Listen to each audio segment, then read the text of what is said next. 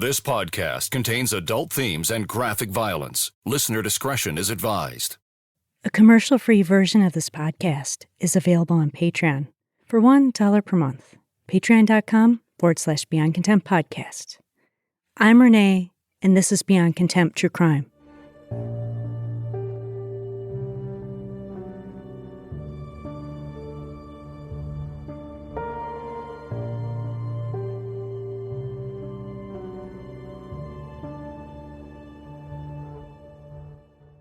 Today we're covering two cases that both took place in Milwaukee.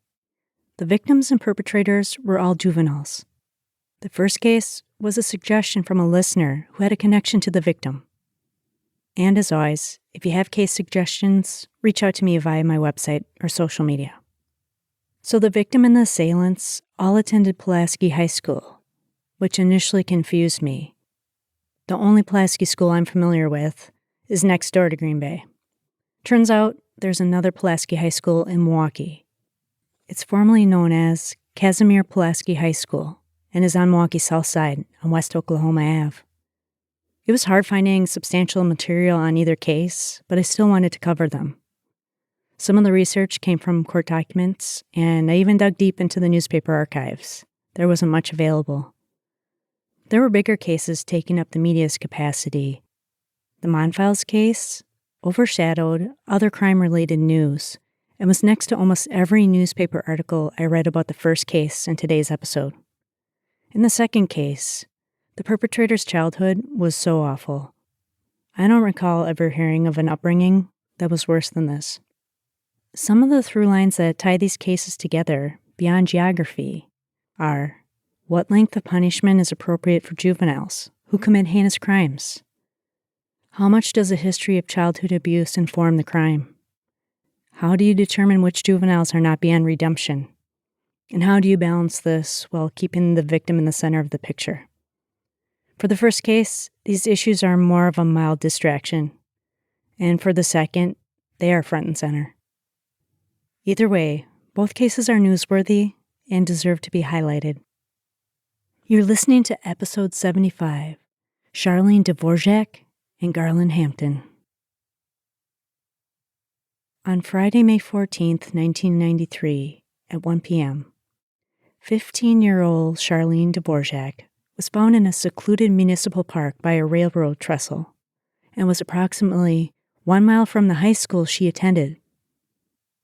She was a freshman at Casimir Pulaski High School in Milwaukee, Wisconsin. Charlene was still alive when she was taken to Children's Wisconsin Hospital.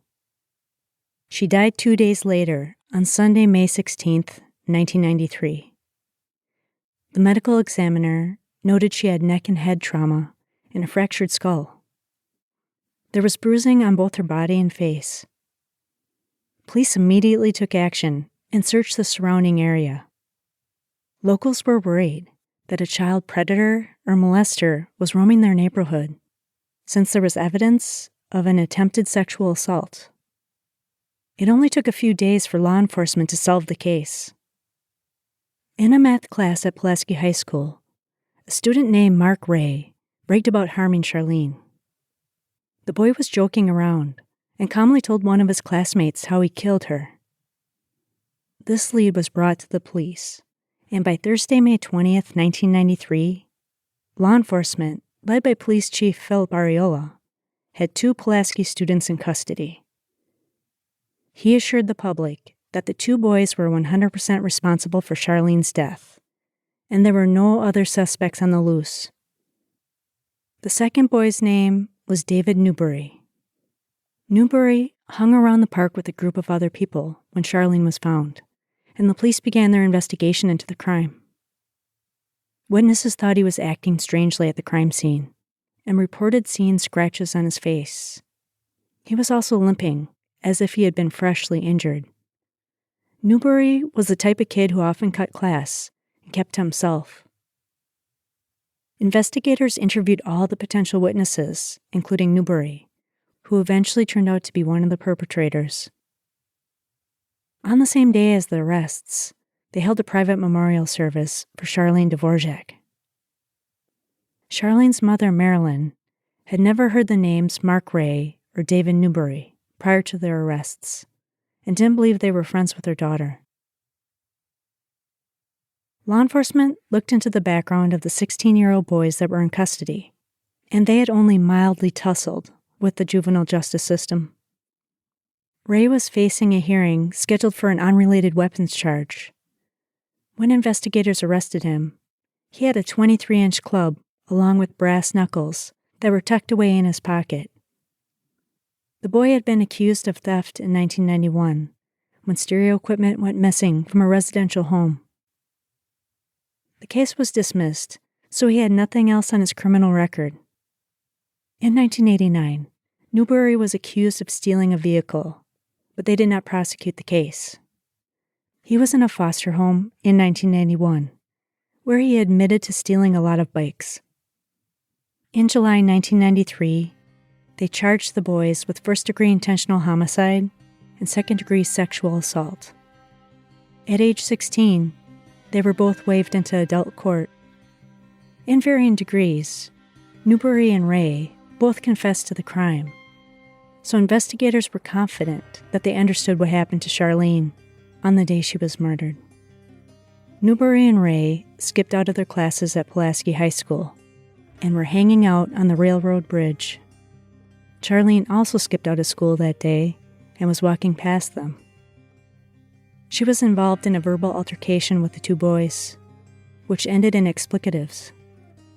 Then either Newbury or Ray took a brick and threw it at her. The brick hit Charlene on the head, and she fell to the ground. She was confused and dizzy. Before she could move or get up, Ray kicked her in the face, which rendered her unconscious. Charlene was dragged over the railroad tracks and was sexually assaulted by both boys.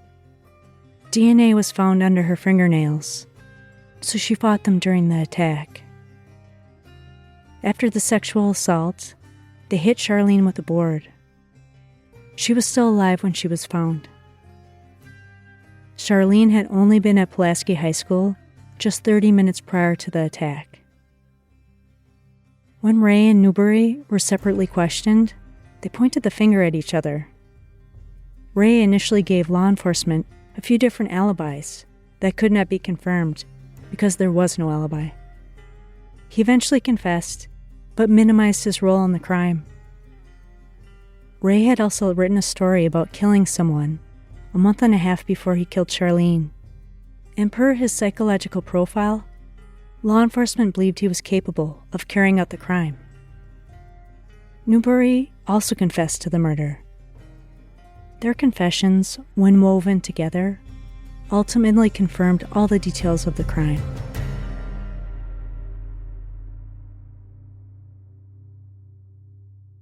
The judge decided there would be a joint trial, which took place in November 1993.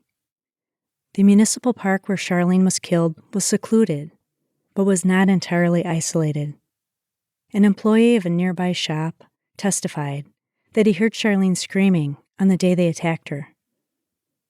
David Newbury took the witness stand in his defense and testified for approximately 3 hours. He admitted he was at the railroad trestle when Charlene was attacked, but said he did not take part in the crime. In his confession to police, back in May, Newbury said Ray threw the rock, which hit Charlene in the head and knocked her out. Ray sexually assaulted Charlene first and punched her in the face. Newbury assaulted her second and gave Ray a board to hit the victim with. In court, Newbury recanted his confession and told the jury he confessed because police pressured him. In Wisconsin, when a person is charged with the modifier of being a party to a crime, it means even if they didn't commit the crime, they might as well have because it carries the same weight. The assistant DA reminded Newbury what it meant to be a party to a crime and asked why he didn't stop Ray from harming Charlene or why he didn't leave. Newbury said he was high and didn't want to feel out of place, so he stayed there during the murder. Newbury claimed Ray threatened him, and if Newbury told anyone about the murder, Ray would do the same thing to him. Ray opted to not take the stand in his own defense. The jury of 6 women and 6 men deliberated for 7.5 hours on November 13th and 14th and convicted 17-year-old Mark Ray and 17-year-old David Newbury of first-degree intentional homicide and second-degree sexual assault. Whatever commonality was shared by Ray and Newbury prior to being arrested was dissolved after they were both convicted by the jury. In the hallway outside of the courtroom, there was an aggressive verbal exchange between the boys. Newbury threw a bunch of papers on the floor and shouted at Ray. More hostile words were uttered between the boys while they waited for the elevator. Charlene's mother, Marilyn, cried when the verdicts were read. She said, "I was thinking the same thing as I was when I first found out it was my daughter. I just put it in the Lord's hands." Charlene's grandmother, Teresa Rosenthal, said, "When, if ever, will these boys find peace in their hearts?" Ray's lawyer accused the police of pressuring his client, which led to the confession. The lawyer said, Mark Ray's family was devastated because they believed in him from the beginning. Their son Mark was the oldest of 3 children. He had donned a tattoo on his left hand that read, "Kid." Ray apparently cried for hours when his cat had died. His family said he was always helping children and seniors in his neighborhood.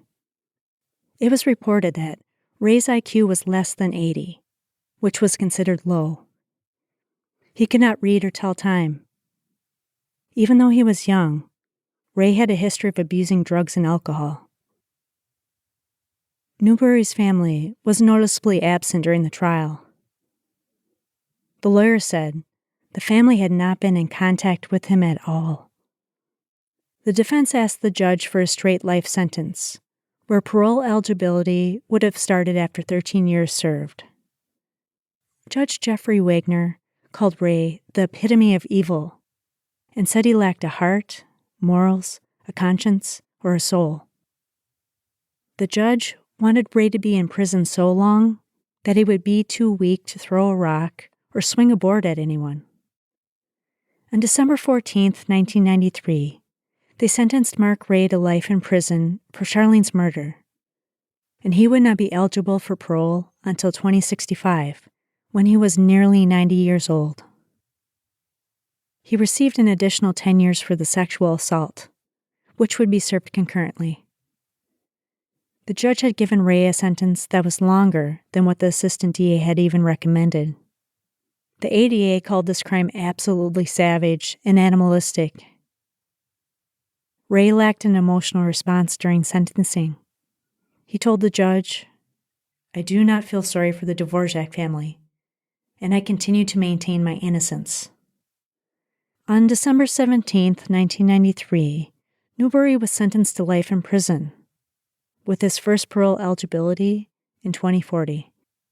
He received 10 years for the sexual assault, which would run concurrently with the murder sentence. In January 1996, David Newbury appealed his conviction. He questioned why his change of venue request was denied, and also questioned his sentence length. In October 1993, the lawyer asked for the trial venue to be changed based on all the publicity the case received. The court rejected this notion because they determined that the media coverage was informational and did not create a prejudice against the defendant and the community. The second part of his appeal questioned the excessive nature of his sentence. The appeals court believed that his sentence was appropriate and had considered all relevant factors. He had a childhood history of enduring physical and verbal abuse, along with parental indifference. Newbury once told the probation officer that he basically lived the same way he was treated. But the homicide had been savage, and Charlene went through unimaginable suffering. The court said Newbury could have not taken part. He could have walked away, or he could have helped Charlene. He made a choice when he took part in the homicide and sexual assault. The court felt the effect of the crime would last longer than the 47-year stay in prison. In December 2006, the Wisconsin Innocence Project helped Mark Ray with his appeal and requested DNA testing for the rape kit samples from the hospital, fingernail clippings from the victim, and the boards and brick, which were murder weapons from the crime scene. The court ruled that since they charged both boys with the party to a crime modifier, that it was meaningless to make a DNA distinction as to who used the brick and board to bludgeon Charlene. They were both legally responsible for the crime, and the court denied this motion since DNA results wouldn't change the outcome of the trial. Society believes that no parent should ever have to bury a child. But in 2019, the Dvorak family experienced another major loss when their 38-year-old son, Matthew, passed away. He lived in West Bend, Wisconsin, and worked for Waukesha Electric Systems as a laborer. I'm going to take a quick break, and when I return, we will get into Garland Hampton's story. Microdosing is when you derive the maximum benefit from taking the minimum effective dose. This is how you minimize unwanted effects. People microdose daily to feel and perform better. Some people use it to enhance their creativity, to recover from workouts quicker, and to manage anxiety. Today's podcast is sponsored by Microdose Gummies and Lumi Labs. Microdose Gummies deliver perfect entry-level doses of THC that help you feel just the right amount of good. I love this company, and I'm a big fan of their products. I put a lot of effort into my career and also producing this show, so I enjoy taking microdose gummies on the weekends because I get really fantastic sleep, and I need it. The gummies are organic, infused with real fruit, and they are enjoyable. Microdose is available nationwide. To learn more about microdosing THC, go to microdose.com and use code BEYOND to get free shipping and 30% off your first order. Links can be found in the show description, but again, that's microdose.com and code BEYOND. On June 10th, 1994, 15-year-old Garland Hampton was hanging out in North Milwaukee. He sat on the steps outside of a house and methodically counted his money. Several other people were outside gambling. 15-year-old Donnell Storks and another boy, Kenyatte Helm, approached Hampton and warned, "Here they come." All three boys were vice lords, which was a gang that originated in Chicago, Illinois, and expanded to the surrounding states. Hampton thought his fellow gang members were referring to the gangster disciples, who had been firing their guns in the neighborhood earlier that day.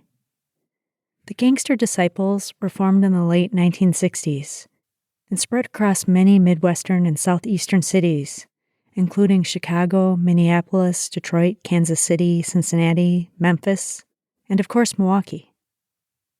The gangster disciples were one of the prominent gangs on Milwaukee's north side.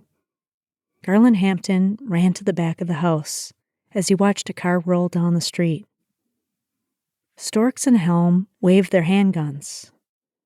Hampton followed suit and drew his pistol. The boys decided the car didn't contain any gangster disciple members after all. When Hampton went back to assume his spot on the porch, he noticed that his money was missing. He frantically searched for the $100 in cash, but could not find it. Hampton confronted Storks and Helm. Storks was irritated and told Hampton that he didn't have his damn money. Helm, Storks, and Hampton decided it was time to move and headed to First Street, since gangster disciple members had been seen there earlier that day.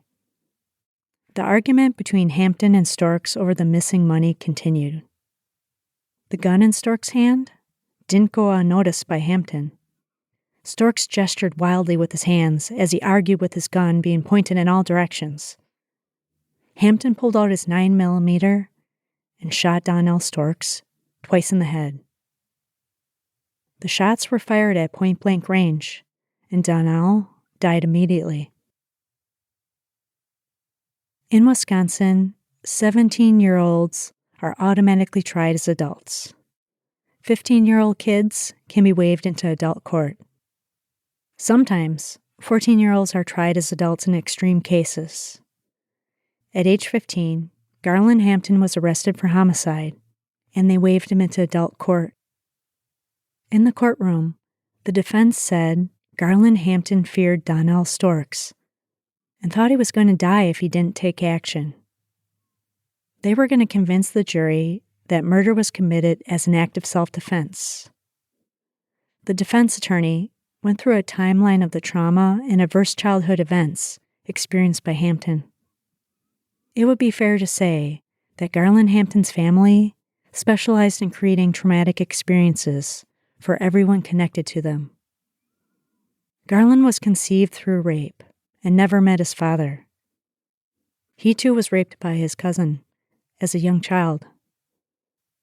At age 6, Garland saw his mother, Willie Jean Hampton, shoot another woman on the way to a bar. He witnessed his mom's 2 failed suicide attempts. Garland's stepfather strung him up by his neck. One night, Willie came home drunk and picked a fight with her boyfriend, Charles. As a result, he retreated to the bathroom and locked the door. Willie tried to push her way into the bathroom, but could not, as she was possibly hindered by being intoxicated, and she was several months pregnant. She retrieved her mother's shotgun and blasted through the wall with 3 rounds. Charles was dead. He was the father of 3 of Willie's children and stepfather to Garland. 9-year-old Garland and his siblings witnessed the entire episode.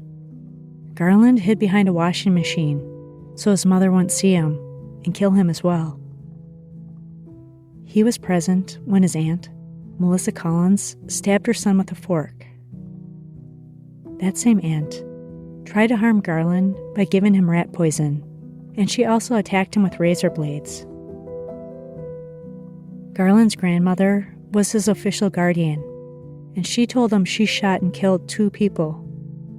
She often threatened to kill Garland for benign things, like buying the wrong item at the grocery store.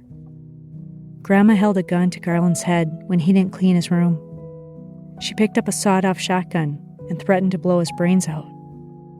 Grandma went by the nicknames Shotgun Mama or Grandma Gage.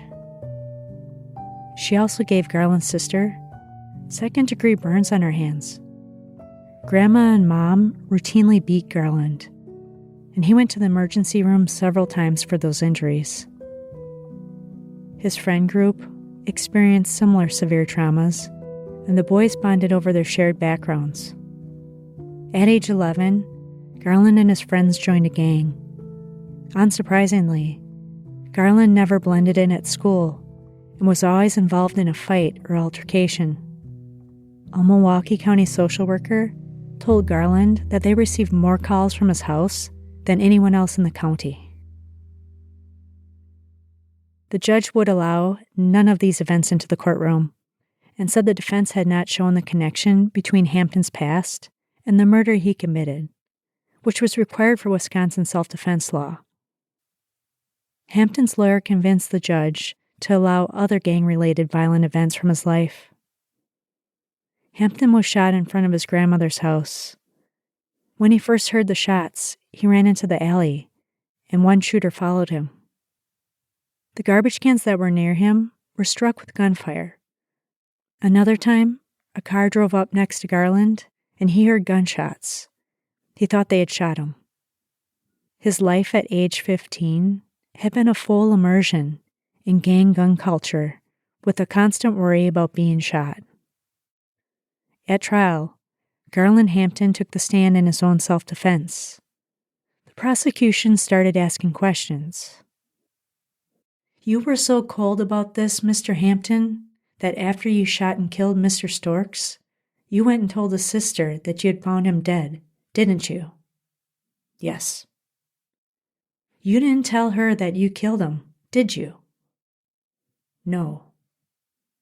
"You didn't tell Scooby that you killed him, did you?" "No." "You told everyone that you just found Brother Donnell dead, didn't you?" "Yes." "You were so scared that minutes after you shot and killed him, you made up a lie. You comforted his sister, didn't you? Yes. You hugged her and told her you didn't know who could have done something like this to her brother, didn't you? Yes. Shooting and killing somebody that you know is just one of those things that happens for you, isn't it? Yes. With that last question, the defense team immediately demanded a mistrial. The question from the prosecution violated the court's decision that Garland Hampton's violent past was not admissible in court. The judge ruled in the defense's favor, and the mistrial was granted. At the second trial, Garland Hampton's abusive childhood history was again not admissible. The prosecution did not make that mistake a second time, and they convicted Garland Hampton of first-degree intentional homicide while using a dangerous weapon. The judge sentenced him to life in prison. His earliest parole eligibility date was July 2015. On December 10, 1996, Hampton appealed his conviction. His lawyer argued that Hampton's fears were reasonable based on his violent upbringing, and this explained why he shot Donnell Stork so quickly and used so much force. The judge said, "A person exposed to a lifetime of violence would have greater latitude to exercise the privilege of self-defense than a person raised in a life free from strife." The appeal was denied. The defense attorney was very disappointed in the ruling and said the judge's opinion was based on either a lack of empathy or indifference. When Hampton went to prison, he was violent because that was the only thing he knew. He thought it was the best way to protect himself. As a result, Hampton spent much of the time in segregation. He was a boy in an adult male prison where men were beaten and raped. Hampton said that his violent behavior was a cry for help, and he needed someone to help him address the physical, mental, verbal, and sexual abuse he experienced from his own family. In 1967, his grandmother shot and killed her husband. In 1989, his mother shot her boyfriend. Hampton's uncle, brother, and son all killed someone and were sent to prison. Shooting someone and going to prison was a customary practice in his family. While incarcerated, Hampton never heard from his mother or grandmother again. He lost contact with most of his 8 siblings. When Hampton was in prison at the New Lisbon Correctional Institution, he worked with a social worker to address his issues. He made significant strides when he started dealing with the sexual abuse he endured. Hampton took anger management classes 3 times. He got his high school diploma.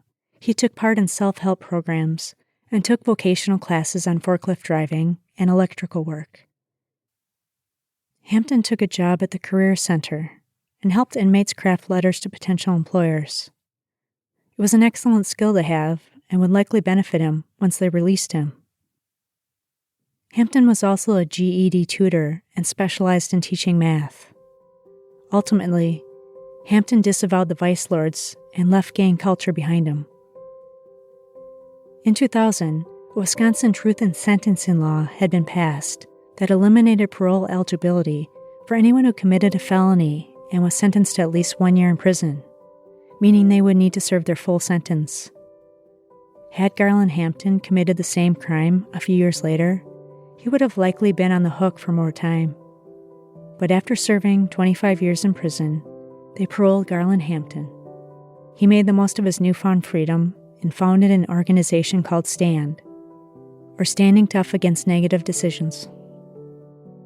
Hampton's group STAND was a place where kids could safely share their stories of abuse they experienced. The group advocated for getting rid of life without parole sentences for juveniles. In 2012, Supreme Court Justice Elena Kagan penned a majority opinion that said that mandatory life sentences prevent the judge from considering the juvenile's lessened capacity and greater capacity to change their life through rehabilitation. They have not settled this issue in Wisconsin. Politicians and lawmakers are on different pages and can't seem to square the circle. Garland Hampton continues to spend his free time advocating for children who are living through trauma. Thank you so much for joining me for this episode of Beyond Contempt. Please visit beyondcontemptpodcast.com for the links to the sources and music used in this episode. Research writing, editing, audio production, and sound design were performed by me, Renee. If you like the show, please leave me a positive review in Apple Podcasts or Spotify. Thank you so much, everyone.